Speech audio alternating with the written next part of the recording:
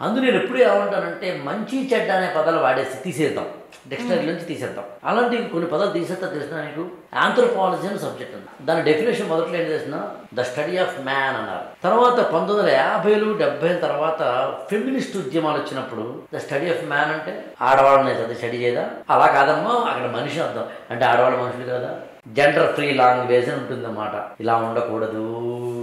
Man study of man అంటే women లేరా అని చెప్పి స్టడీ ఆఫ్ హ్యూమన్ బీయింగ్ అన్నారు, అది హ్యూమన్ కైండ్ అన్నారు. అలా పదాలను అప్పుడప్పుడు భాషలోంచి తీసేయాలి.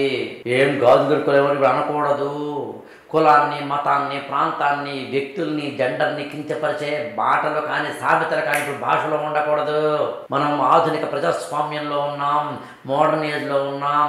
ఏంట్రా ఆడదానిలో ఏడుస్తున్నాం అనకూడదు. కాబట్టి ఏంట్రా మనుషులో ఏడుస్తున్నాను. ఈ ఛానల్ని లైక్ చేయండి, షేర్ చేయండి, సబ్స్క్రైబ్ చేసుకోండి.